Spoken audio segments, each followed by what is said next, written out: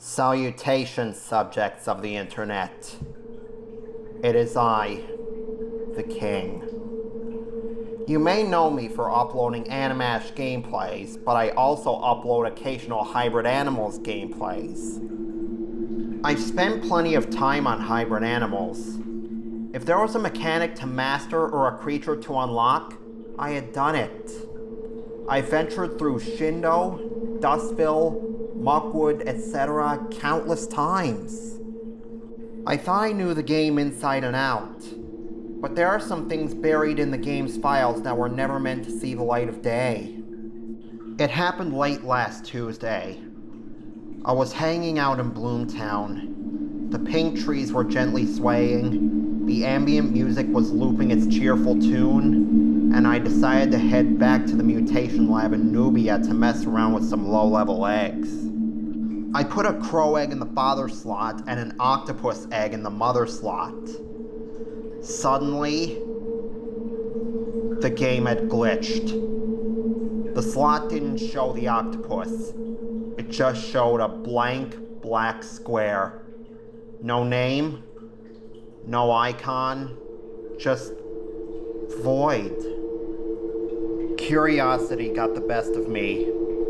I added the uranium bar and activated the egg fuser.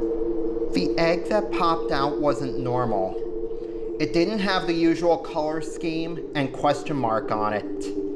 Instead, it was pitch black and pulsing rapidly, making it look like a frantic, terrified heartbeat. Instead of taking the usual 15 minutes, the timer read -0 hours, 0 minutes, and 1 second. It hatched instantly. The creature that stood in OctoKitty's lab was a glitch-given form. It had the head and feathers of a crow, but its body was a mess of elongated, stretched polygons that vaguely resembled human limbs. Its textures were constantly flickering, rendering in and out of the environment. Its name wasn't something like Happy Larry or Clumsy Pete, but it was completely blank instead. I tried to name it, but the keyboard wouldn't pop up. I tried to command it to walk to me, but it ignored the input entirely. Instead, the creature turned and began walking perfectly straight, clipping directly through the walls of the lab. I followed it. It wasn't walking with the normal animation. It was gliding across the terrain, its long, broken limbs dragging behind it. As it passed through Nubia, the vibrant green grass turned into a sickly, desaturated gray wherever it stepped. The ambient music faded out, replaced by absolute silence. No music, no sound effects, not even ambience. Just the heavy, rhythmic thud of my character's footsteps following this anomaly.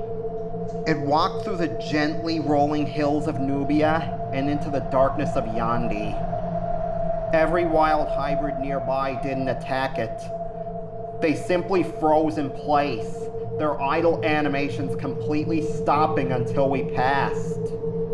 I felt a cold knot form in my stomach as it headed straight for the spooky well.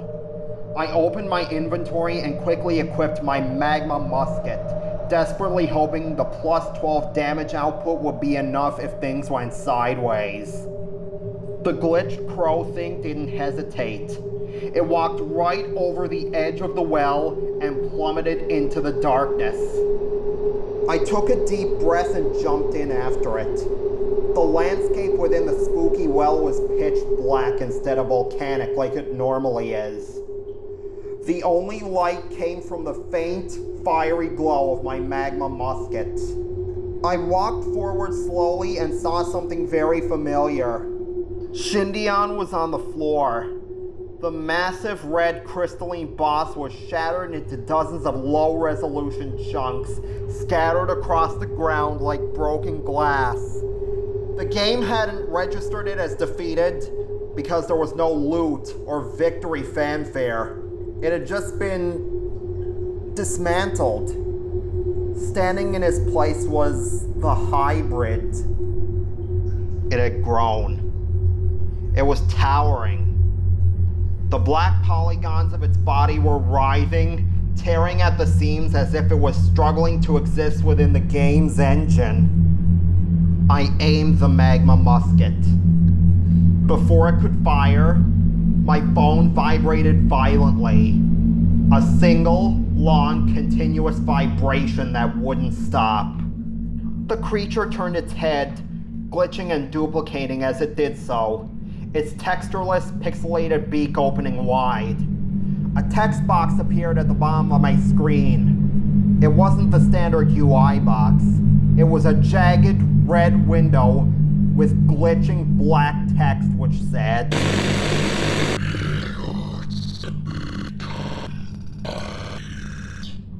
The magma musket disappeared from the Supreme Stabber's grip. Every button on the screen vanished.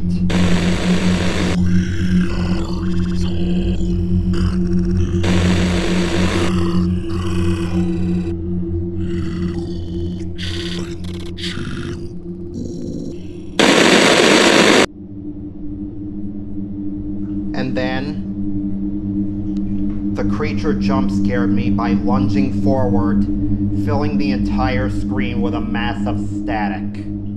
The game froze, and a deafening, high-pitched screech blasted through my phone's speakers before the screen went entirely blank. I tried to turn my phone off, but the buttons were unresponsive.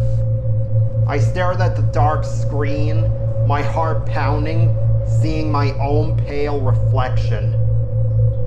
Suddenly, my front-facing camera light blinked on, and on the blank screen, floating just behind my reflection, I saw a mess of writhing, dark polygons.